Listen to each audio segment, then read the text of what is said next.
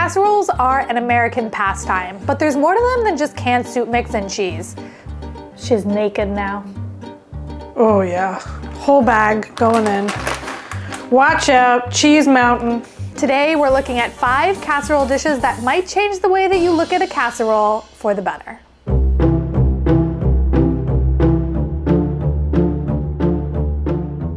Hi everybody, my name's Liz, and I've been living in France for the past 15 years, but I'm originally from the Southeast United States. The recipe I'm going to share with you today is from New Orleans, which was my mom's hometown. And the dish is called eggplant casserole. Eggplant casserole is a mixture of eggplant, ground beef, the trinity, which is onions, green bell pepper, celery, garlic, spices, herbs, breadcrumbs, Parmesan cheese. It's all mixed up and then put into a casserole dish and baked in the oven. So in Liz's recipe, she's having me peel this eggplant. I don't think I've ever peeled an eggplant before, but I think it's gonna peel. Oh,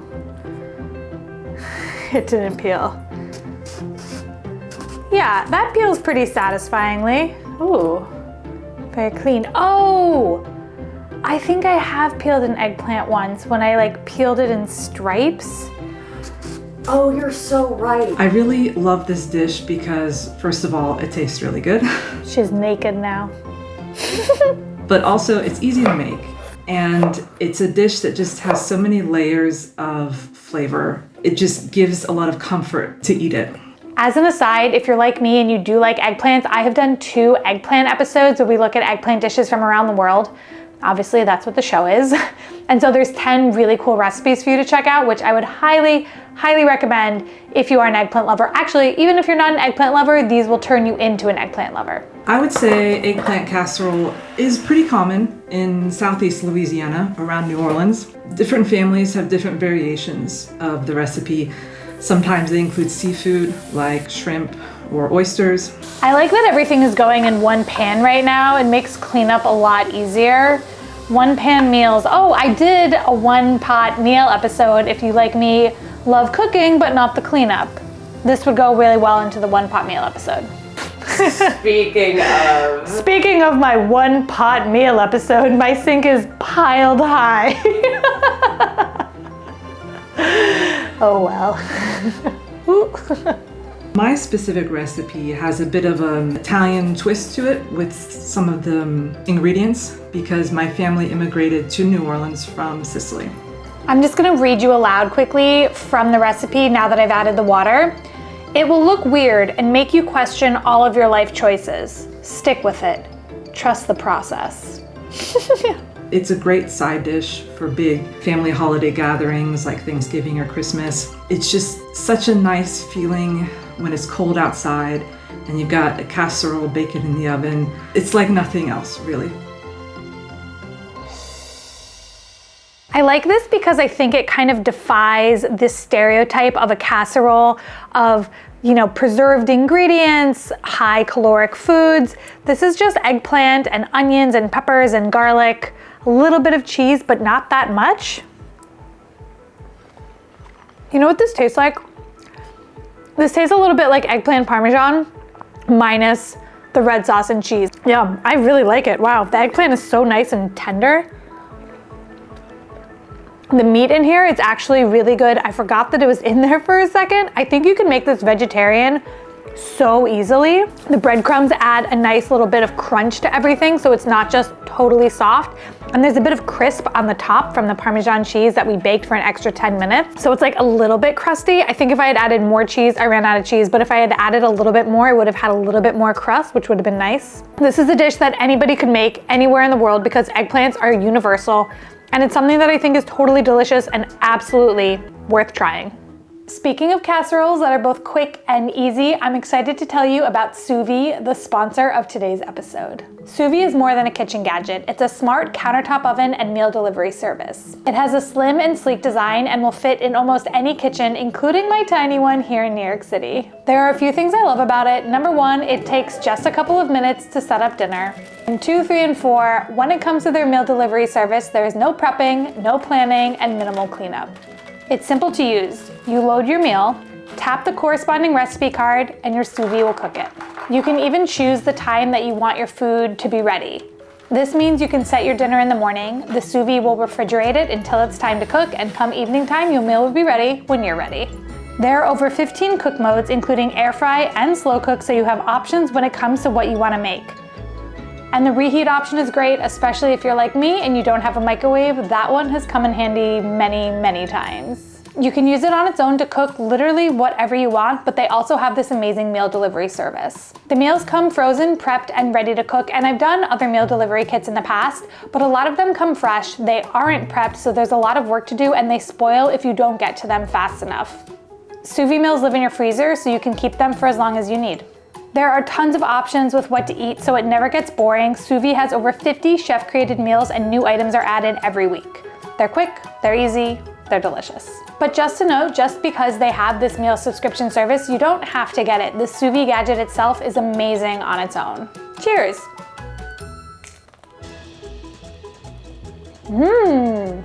It's very tropical. The shrimp are cooked really nicely. It's so cool how the shrimp cook on the top and the tortillas were being heated up on the bottom, and they're just perfect. They're not too crunchy, they're cooked and they're warm. The sous vide is cool. Check out Sous Vide's Black Friday sale. You'll get $150 off plus 16 free meals if you shop in November. Sous vide also offers a 100-day risk-free trial, so it's definitely worth trying out. You can click the link in my description to take advantage of this amazing offer.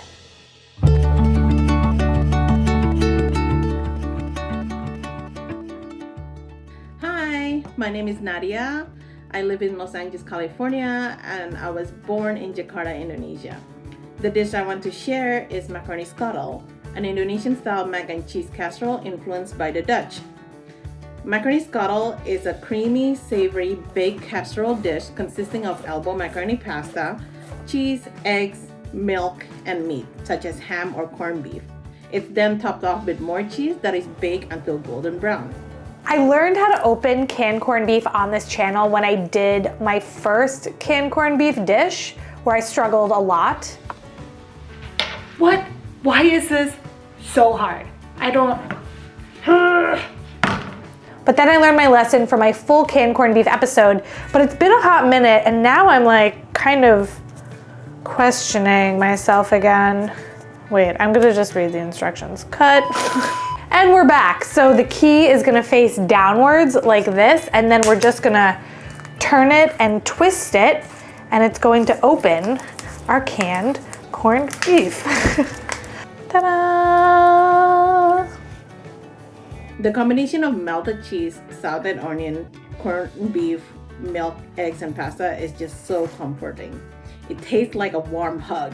It's cheesy, umami, lightly spiced, and nostalgic.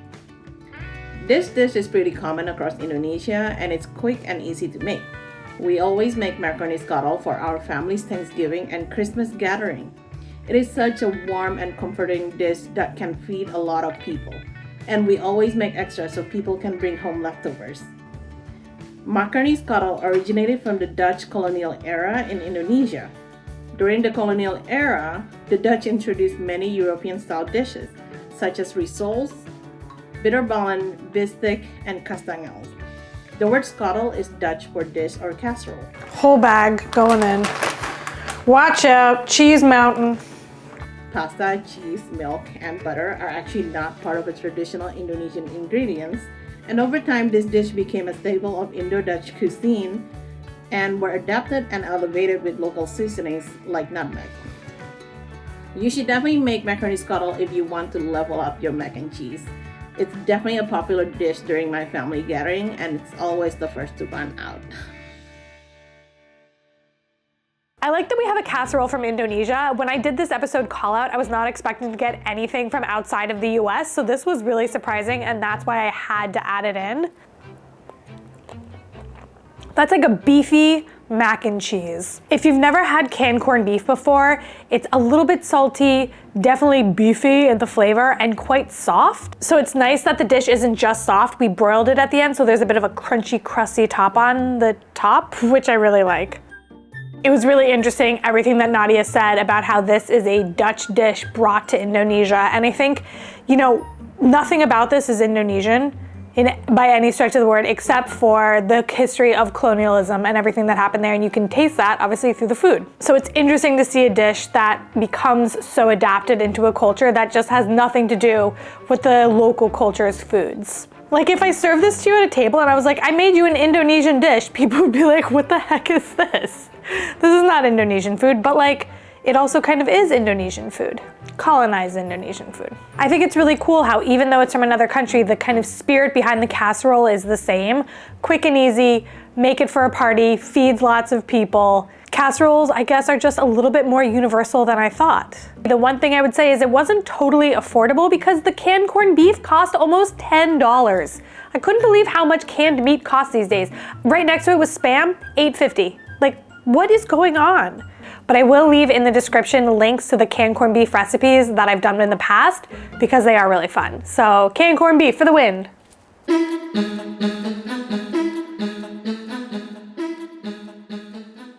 Hello Beryl and hello YouTube. I'm Raymond and I'm coming to you today from northern New Jersey in the United States. The dish that I am incredibly proud to bring to you today is called Swiss Chard Genoa-Style. Unlike many other dishes that have been made on this channel, this actually does come from a cookbook. It's one that my maternal grandmother used, and it's called the Talisman Italian Cookbook, and my guess is that she got it somewhere around the time she got married in the summer of 1946. This dish consists of Swiss chard shredded and mixed with minced garlic, parsley, onions, sliced mushrooms, and eggs, and that's all mixed into an oven-safe dish topped with breadcrumbs and a shower of sharp grated cheese. This was something that my grandmother made for a special occasion, and the whole family always looked forward to it. I was lucky enough to actually inherit that cookbook, and now I'm the one who makes it for the family. Although, I will admit, I think I make it a lot less often than my grandmother did. My grandmother, gosh, she poured so much of her love into the food she made for her family. My mom often joked that her mother would spend more time on a side dish than many people would on the entire meal. Why am I using my hands? Isn't that hot? Yeah. That was hot. But this Swiss chard was what I always wanted most on that table. To me, it really just tastes like home. It has a lot of flavors and ingredients that I think of as being kind of the basis of Italian-American cooking here in the United States. Kind of those ones that when someone comes into the kitchen, they go, ooh, what are you making? That smells so good. And it's literally olive oil, garlic, and onions. Around the holidays, like Christmas, Thanksgiving here in the United States, or my grandmother's favorite, Easter, this was always a mainstay on our table. Conveniently, the ingredients are pretty common to find at a major grocery store throughout the year, so it's pretty easy to make no matter the season, and while it isn't common there were leftovers, I am the kind of animal who would just eat this cold straight out of the refrigerator. Yeah, that fits perfectly.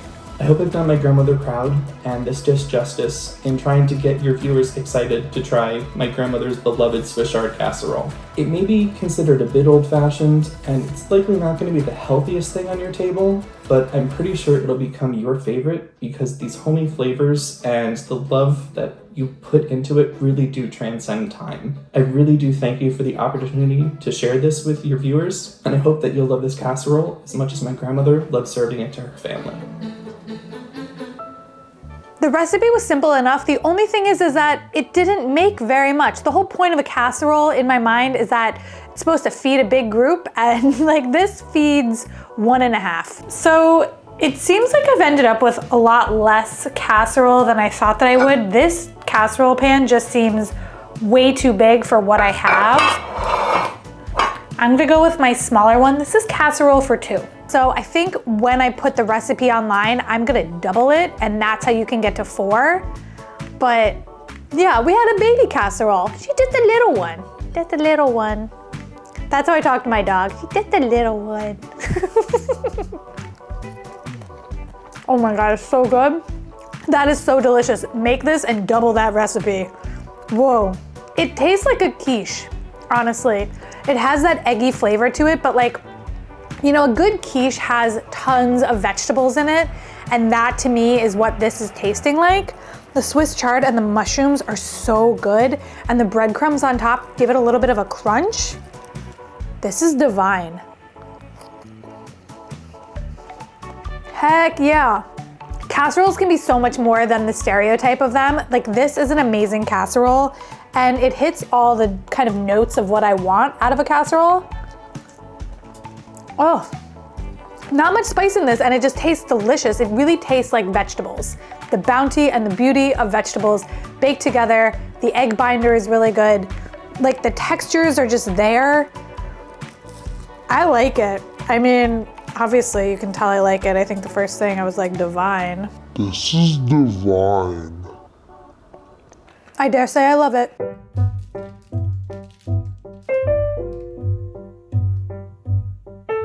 Hi Beryl, my name is Ryan. I currently live in Cleveland, Ohio, but I'm originally from Arizona in the United States. The name of the casserole dish that I want to share is called mock su Boereg. This is a cheesy noodle dish that's almost like an Armenian mac and cheese or macaroni and cheese. It has egg noodles, Monterey Jack cheese, tons of parsley, even more butter. But in Armenian cooking, there's this dish called su Boereg that uses the same ingredients, but instead of a casserole style noodle dish, it's cheese inside layers of butter and phyllo dough wrapped into individual pastries.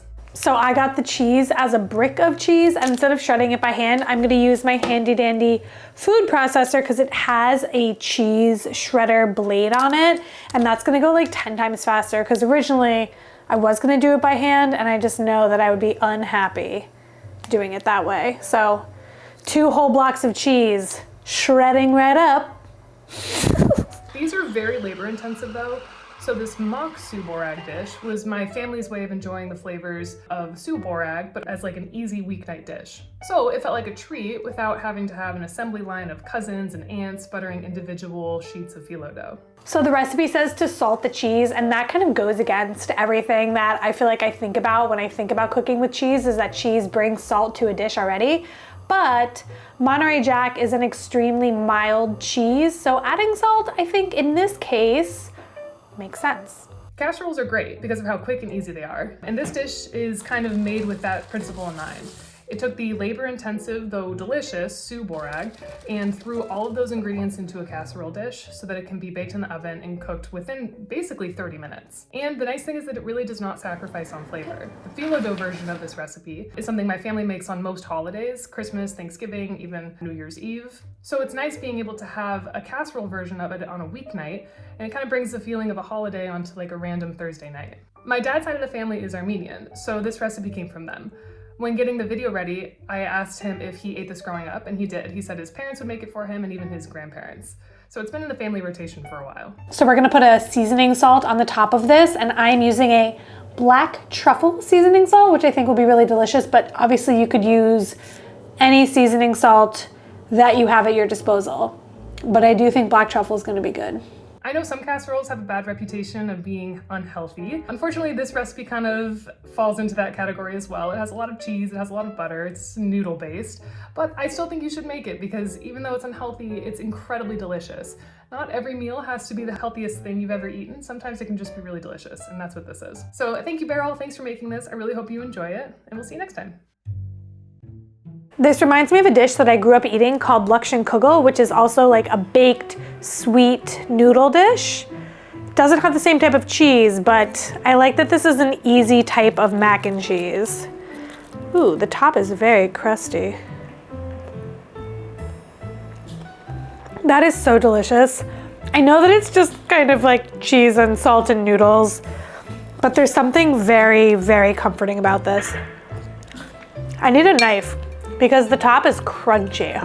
Upgraded to silverware instead of my wooden fork so I could get in.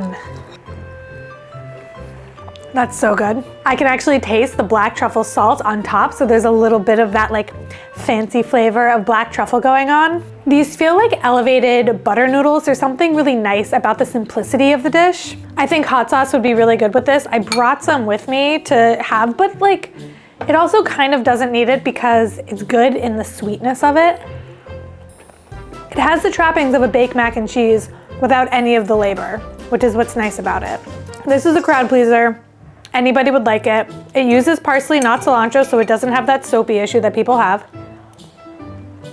I think as a casserole, it's hitting all the notes and expectations of what a good casserole does. Feeds a large group of people, check. Easy to make, check. And it's delicious, which is something that all casseroles in this episode have in common. They're just definitely delicious.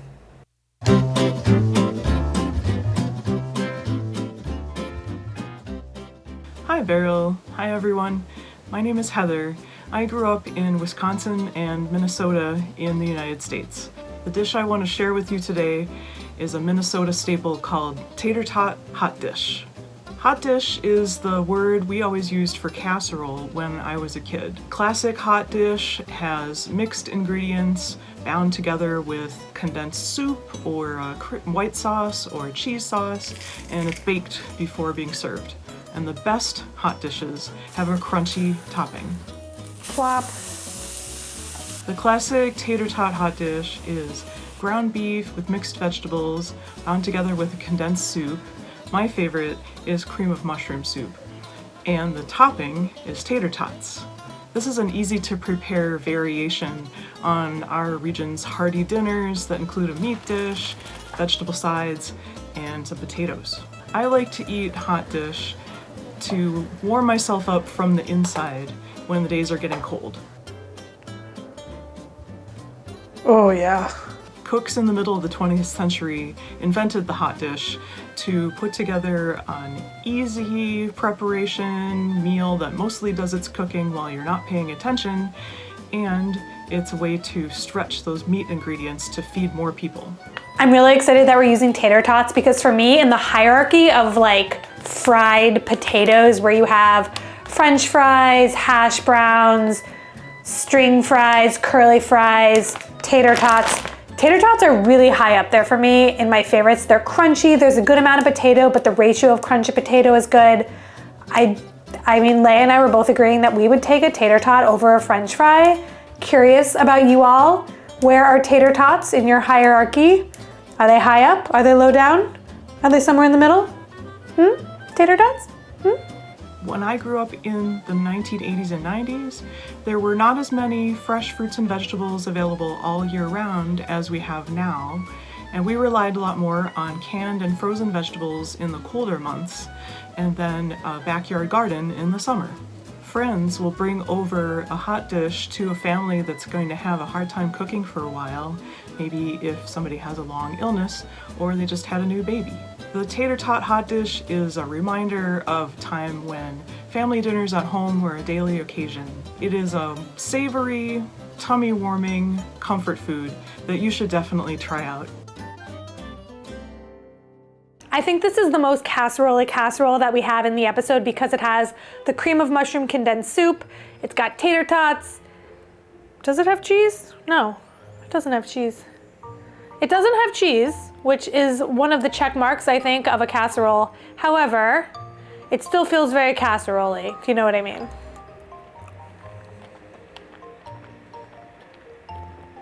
I mean, yeah, that's delicious. It's like what Heather said, you know, this is a take on a meat and potatoes and vegetable meal just all in one bite, which is kind of really nice.